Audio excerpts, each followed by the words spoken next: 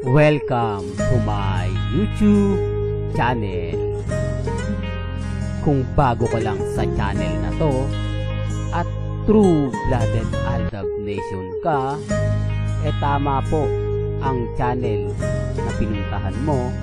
Kaya considering na po kitang bagong subscriber. At huwag mong kalimutan pindutin yung bell para lagi po kang updated sa bagong video na ilalabas ko. Salamat po sa iyong pag-click sa channel na to.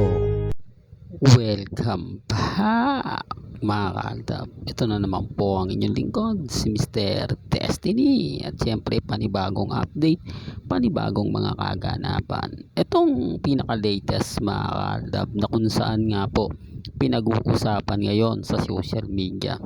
3 posts ang makikita ninyo na kung saan sinasabi nga po rito at nakisawsaw na nga po daw si Bayani Agbayani. Ito malalaking account to mga kaaldab. Kumbaga hindi to masasabing pipitsugin lang. Hindi po ba gaya nga po ng sinasabi sa atin na huwag niyong paniniwalaan si Mr. Destiny, pipitsuging account lang yan. Nagpaparami lang yan ng viewers at followers. Siguro naman po hindi nyo pwedeng sabihin na hindi to malalaking account. Di po ba Philippine Star ngayon, Tempo, na kung saan nga po sa website nila ipinopost. Wala silang mga kumbaga reporter na live interview kumbaga. Ito'y pinopost lang po nila sa kanilang website na kung saan marami nakakakita, marami nakakapansin at marami ang nag-aabang sa mga update din po nila. Literal yan mga kaaldab, kaya nga po pinuntahan tayo agad-agad ng mga taong makukulit at syempre galit na galit po sa mga post natin. Nagpahayag daw po si Mengay na may sakit lang daw po siya, kaya hindi po daw siya nakadalo sa party ng mga pamilya Atayde. Well, sa punto na yan mga kaaldab, hindi naman po kapanipaniwala. Ewan ko kung bakit marami naniniwala.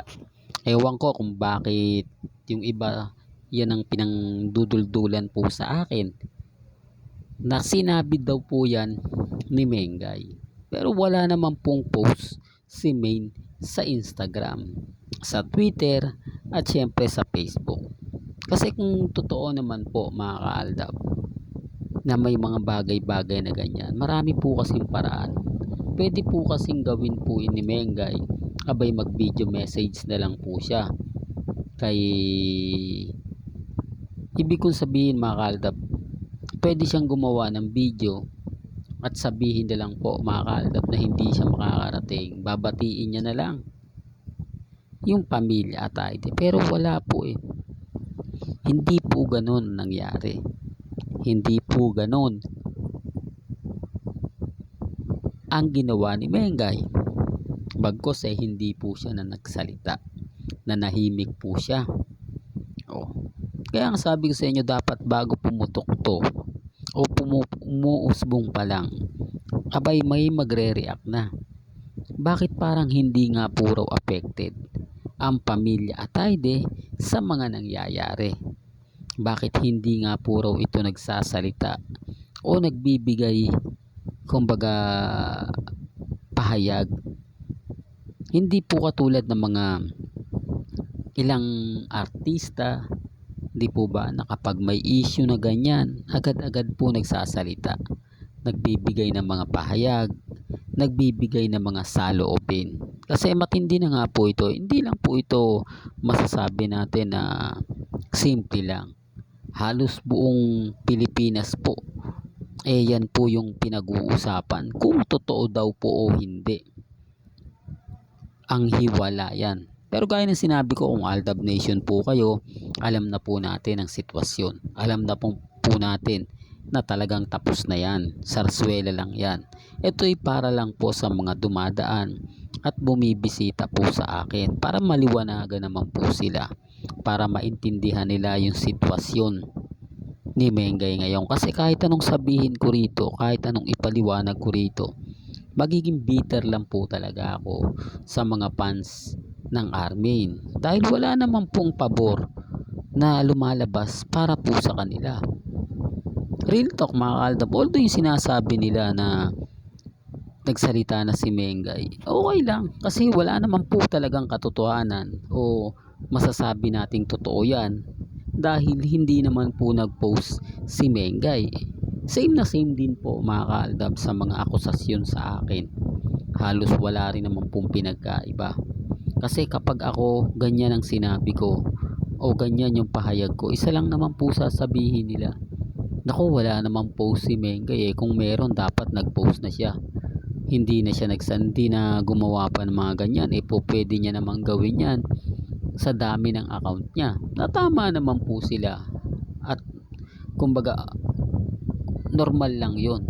Kaya maraming komento sa akin na oo Mr. Destiny, kung dapat si Mengay ganun, kaya minsan nababash ako, sinasabi nila na hindi, fake news yan, wag niyong paniwalaan kasi kung si Mengay yan magpo-post, bakit ito wala ata akong komento na nakuha na nagsasabi ng ganyan o binabash itong website na to o sinasabihang fake news yung website na to.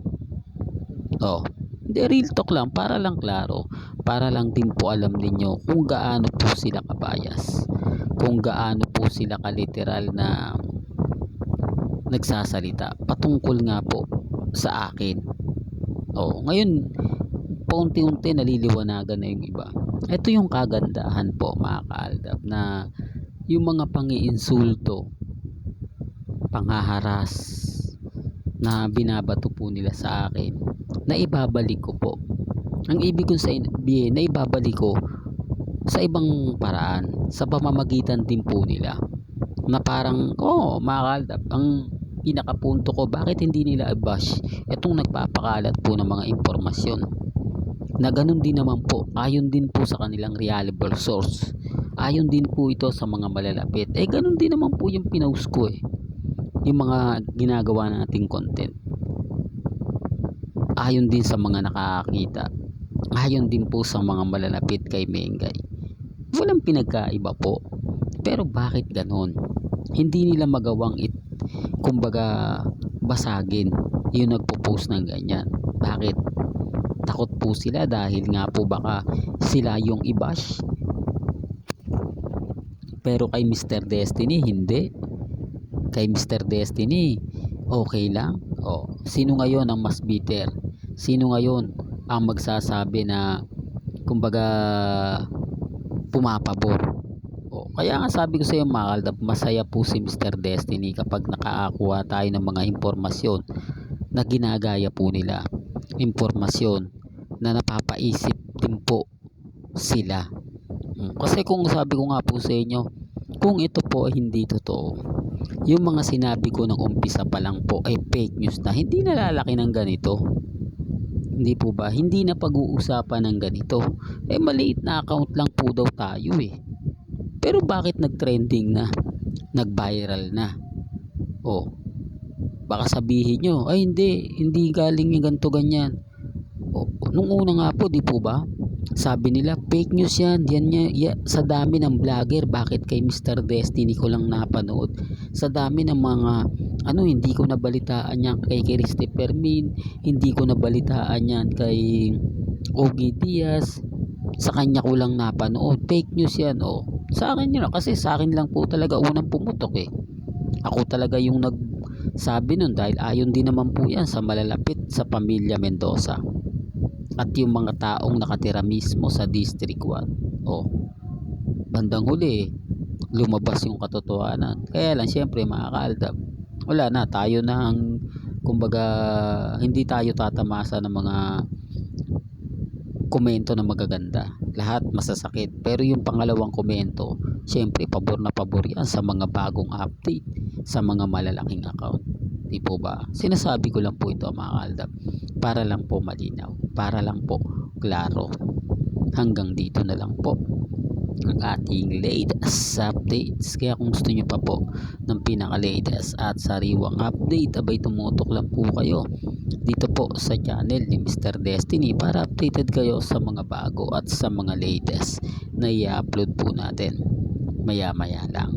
Kaya kung bago ka lang sa channel na to at isa kang true-blooded Aldab Nation na nagmamahal kina Mega at Tisoy, tama po ang channel na pinuntahan mo, kaya consider na po kitang bagong subscriber. At huwag mong kalimutang i-share ang mga video po natin sa mga mamis, sa mga titas at sa mga senyor. Hanggang sa muli, salamat po sa panonood at pakikinig.